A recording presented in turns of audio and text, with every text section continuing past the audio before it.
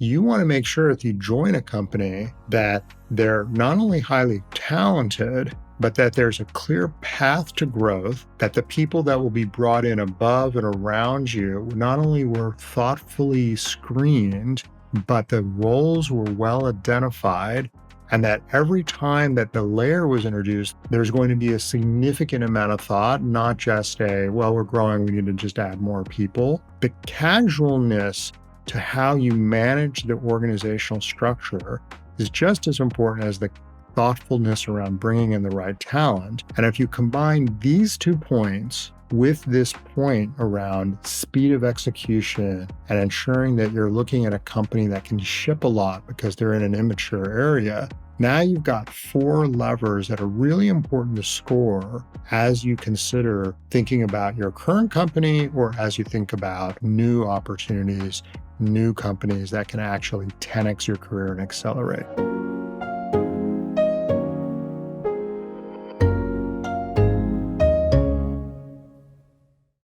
Hi, everyone. Welcome to another episode of the Skip podcast to help accelerate your career. Today's episode is inspired by a conversation I had with someone that I was introduced to. He asked me this core question, how do I pick the next company? But the way he asked it made me think that it's less about how to personalize a company to his specific point in career. If you've been following along the Skip, I talk about what stage of company is the right one for you, how to make sure your skills match up, how to make sure the domain is thoughtful, how do you exploit your superpowers, how do you build as much learning as possible, maximize, phase 2 of career. All of these kind of notes that we've shared in the past came to mind. But his ask was actually a little bit more generic. He's like, well, how do I spot these great companies that are going to sort of supercharge my career, that are going to be a 10Xer? And I thought about it and I thought, well, it's true that when I coach a lot of the sort of top folks in product management, there's always this company or two that they point to and they're like, yeah, I came to these companies and it just sort of set me on a different trajectory after I left. That concept made me think that there's some characteristics that are common between these supercharged companies. And I rattled off this quick framework and then I thought about it and I thought, boy, it'd be great if we could capture this into a podcast episode because I think it would help a lot of you. So here's a redo of that conversation. First, I'm going to generate the question that he asked using AI, and then I'm just going to walk you through some of the framework that I shared with him. And as I go through these characteristics of these supercharged companies, one of the things that you should think about is how does your current company compare to that? Some of you are going to say, boy, we check most of the boxes. Even if your role is perhaps a little bit smaller than you hope, maybe the company's not growing quite as fast as you would like, those characteristics are going to carry you forward. On the other hand, if you're thinking, boy, my company operates very differently than these supercharged companies, I would be worried that even if you have a great role, they may not be teaching you all the right lessons. They may not be accelerating you as fast as perhaps you need it to accelerate. And so that's part of the reason I'm sharing this framework, not just to spot the next company for yourself, but also to do a little bit of a gut check on, is the environment really helping you in the way that it needs to help your career? All right, so let's get to this caller. Hey, Nikhyl. I've been thinking about something a lot lately. I mean, you know how tricky it can be to figure out which companies are actually good places to grow, right? I want to make sure my next move really sets me up for success. So I'm wondering, how do you sniff out the real deal? What are your go-to tricks for spotting a company that's not just talking the talk, but actually walking the walk, especially when it comes to helping people like me level up? Curious to hear if you've got any insider tips on what to look for before jumping ship. Okay, well, to answer this question, I kind of point to 4 things. One is speed and execution. One is the market position of the company. Third is the quality of the talent. And fourth is the growth and development culture. So I'm going to go through these in a little bit more detail, but think about speed, market, talent, and growth opportunities. These are the 4 things that I want to hone in on. And yes, there's lots and lots of other characteristics, as I've shared with you, around stage of company and speed of its growth and revenue model and amount of funding and all these millions of things. But these 4 things that I'm going to cover are a little bit different. And they're really important because they really accelerate career because of how they build product and the lessons that it may teach you along the way. Okay, so speed and execution is one of those things that I learned mostly from Meta. One of the many things that Meta does well, even at its scale of massive, massive adoption of its products, it can still move incredibly quickly. I can't tell you how valuable that is for a company to be in a position where it just ships, because a lot of tech is ambiguous. Markets change so rapidly. 3 years ago, maybe even 2 years ago, we weren't even talking about AI. 4 years ago, growth was happening without any challenge. Markets change in tech consistently, and your ability to ship can get you out of these challenges. And so you should just ask yourself, how fast does your company ship? How fast does the company you're talking to ship? Do they ship daily, weekly, monthly? Are they always improving their product? And it's not just like how much they put software out the door. It's just look at the products and see how rapidly they change. One of the lessons that I learned when I was at Google that still struck me was how they were able to succeed with Chrome. If you think back at Chrome, when Chrome launched, Chrome was actually competing with, Internet Explorer, which I think had something like 70 or 80% of the market. And the first versions of Chrome or the first versions of Android, if you even go back that far, weren't that compelling. They actually kind of sucked. They weren't even that usable. And what the leadership team was focused on wasn't the capabilities and the features, it was how quickly they were improving it. And so, at the time, Internet Explorer would maybe improve their product, annually. There was like an annual release. And Firefox was maybe shipping every quarter. And Chrome decided they were going to ship every 6 weeks. And every 6 weeks, they would make the product just slightly better. And what you would see is rapid improvement in the products. And with that, the product started to gain adoption. People started to use it more and more. And I think that the speed of shipping is the biggest feature that you can have in your product line. More importantly, if you're not shipping rapidly, you're not only not improving your product, but you're not learning that fast. And so I want you to sort of look at ship velocity as one of the most important characteristics of a career accelerator. And part of shipping is reacting to what the market is sharing with you. So if you are moving quickly, not only are you improving the product, but the question is, are you shipping things that are based on a punch list that you've adapted in your planning session? Or are you rapidly looking at data? Are you rapidly looking at the market and adjusting the product? I mean, if you're a speedboat and you're essentially not only moving quickly, but you're constantly moving left and right based on what you're learning, your products are not only getting better, but you are learning the kinds of lessons around pace, around how to ensure that your products are most relevant. And you're constantly impressing your customers because the challenges they faced last month just don't exist next month. And those are the kinds of companies that I find almost certainly going to outperform their peer set.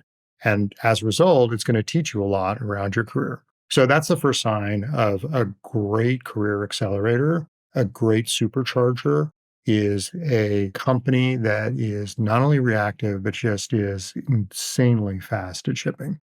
And the second point I want to make is around the market that the company's in. And this really comes down to sort of mature versus immature. Part of the undercurrent of this advice is you learn when you are building things and you are shipping software. When your companies are mature, they have a lot to protect. They don't ship as much. They're very careful. When companies are in immature markets where they have less to lose, but they have a lot to gain, and they're constantly in a process of reinventing the products to make sure they can, get more customers and drive some market adhesion, these companies are going to be better for people to join.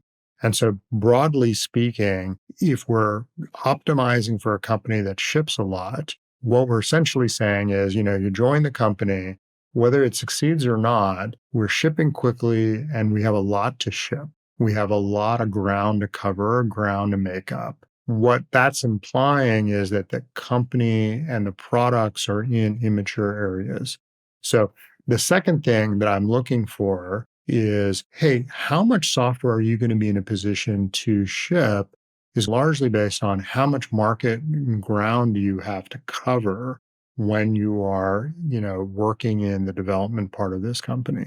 And part of the subtext is what story can you tell when you exit the company?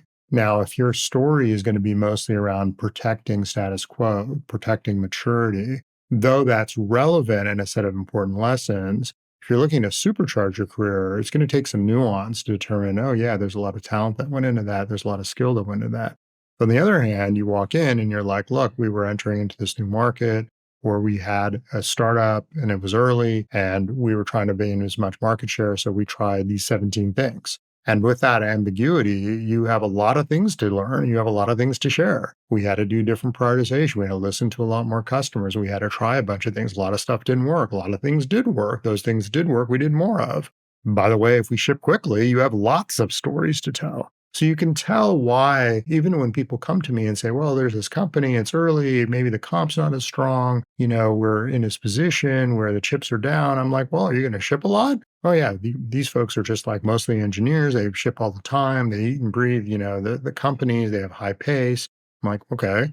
And then we have a whole bunch of stuff that we're trying to figure out. I'm like, okay, well, in a couple of years, think about how much you're going to learn. Think about how much ground you're going to cover. Think about how much software you're going to be put out there. There's no substitute for that. There literally isn't. And that's why I love this point around, well, if you're trying to spot these companies, look for maybe immature versus mature markets. Look for companies that are shipping quickly and that are very reactive to what customers and markets are doing. These two things really, I think, resonate, and they're common for these supercharged companies. This third one is somewhat obvious, but rarely discussed, and it's the quality of talent at the company. So I want you to think a little bit about your peers today in your current company.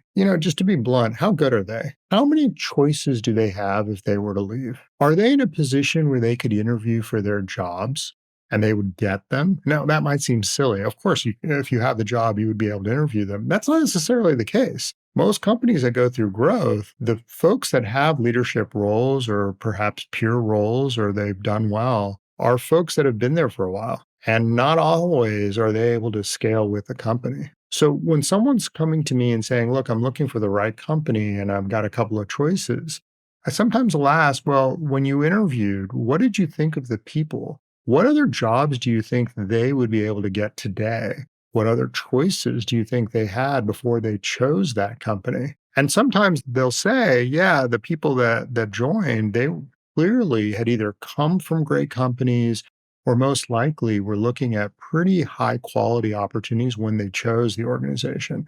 Well, if your talent pool is high, that's a huge signal that this is going to supercharge your career. Why? Well, one, they're going to bring some great knowledge and expertise, and you're going to learn just because they're your peers or perhaps they're in the leadership team. But more importantly, they're going to go places one day and maybe they'll take you with them. And because they're highly talented, those companies will be impressive. So your peer talent pool is a critical factor to spotting these career accelerators. I think also you should ask yourself about the leadership team. How impressive are they? Again, what kinds of companies have they come from? What kinds of companies do you think they could go to? Are they the type of people that you can learn from? Do they have superpowers that are really impressive? If the leadership team is really impressive, their leadership should be really impressive. They can provide good strategy. They might learn from what the market is saying. They might adjust. That's a critical factor to these 10Xers. If the leadership team isn't that impressive, it's hard to believe that the company is going to go places, particularly if it's in the immature stages. Now, sometimes companies are going through an upgrade. Sometimes the leadership team is learning and they're improving as they go. So I'm not pushing back on this as being a binary type thing. What I am just saying is when we spot these sort of great accelerators, they typically have really impressive leadership teams and a peer set that's impressive. And frankly, they've almost created a sucking sound of talent. People are coming in that are high quality, that are joining, and you're going to be like, wow, I can't believe that person, that gal joined us, that guy joined us. That's great. That's what you're looking for. If on the other hand, you're like, oh, that person joined and, maybe they weren't the most impressive person out there, Well, that talent erosion is definitely going to be a detractor for your career because you have less to learn. And frankly, the company is going to start to slow down. So, speed, market maturity, and then quality of talent are three factors that are relatively easy for you to gauge, even from the outside before you interview. And when you have these three things in mind, and if they all three check well, boy, that's like a great sign because, the rising tide, the speed in which the company's reacting is going to carry you forward. Now, this last one's a little tricky to determine on the brochure because it's really around what is the growth opportunity for you and for others when they join. So maybe there are three factors that I want us to chew on. And again, this is going to require a bit of research. Promotions one, hiring philosophy is a second, and then layering and structure is a third. So promotion to me is, there needs to be a healthy balance in a company between hiring from the outside and looking within. You want to bet on your people, particularly the up and comers. You don't want to always say, boy, as we increase our quality of our organization, we always look for the outside because we don't necessarily think that the people that are here are worth trusting. You also want to avoid a situation where you're only hiring at the bottom levels and never trusting that external leaders can really add any value. So there needs to be a healthy balance. So what you're looking for is sort of a managing the extremes. Does the company have a track record of taking its higher quality people and betting on them? Does the company also have the ability to bring in talent strategically when they need it and not to sort of solely rely on one versus the other? That's the sort of promotion balance that you're looking for. The second area is around its hiring philosophy. And really, there's lots of successful philosophies out there. My main question is just how thoughtful and selective is the company being? Going back to my earlier point, a company that has very, very high quality people, certainly is going to be a career accelerator. I think a company that's extremely thoughtful about how they go about hiring is also a good sign. And this is a simple thing like how effective is a company going to be if they screw up their hiring or if they're casual about their hiring? And so when you walk through a recruiting process, if the company doesn't seem to be very thoughtful around who they're hiring and how they manage that process and how they determine who should be on the team versus not on the team, well, that's a bad signal. Similarly, if a company not only is selective, but they're really structured about how they think about bringing in talent, that's an incredibly important sign. And that's a huge accelerator because it means that you're going to continue to be surrounded by thoughtful people. But more importantly, there's clarity as to what those people will do when they join. And perhaps that also implies that there's clarity around how many people they're going to bring in, how efficient the teams need to be. So again, you want to have an efficient team because you want to give people enough opportunity for them to not only deliver, but to grow. And if there's an oversaturation of talent, or if there's too many people that have been brought in, you're not going to be in a career accelerator. You can see where we're heading. Speed, market is key. The fact that you can be promoted is key. The fact that the people are high quality are key, but that there's an efficiency in how the company is structured.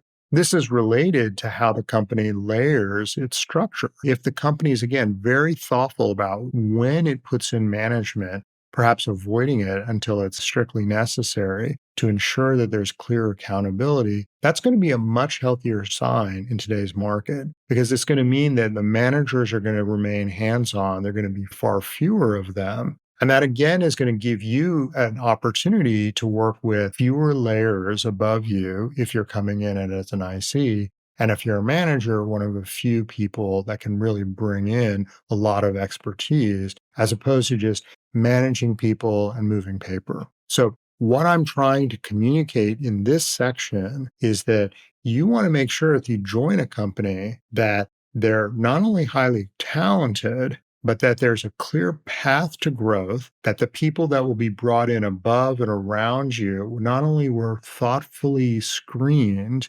but the roles were well identified and that every time that the layer was introduced, there was a lot of thought so that if the layer is introduced above you, there's going to be a significant amount of thought, not just a, well, we're growing, we need to just add more people. The casualness to how you manage the organizational structure is just as important as the thoughtfulness around bringing in the right talent. And if you combine these 2 points with this point around speed of execution and ensuring that you're looking at a company that can ship a lot because they're in an immature area, now you've got 4 levers that are really important to score as you consider thinking about your current company or as you think about new opportunities, new companies that can actually 10x your career and accelerate.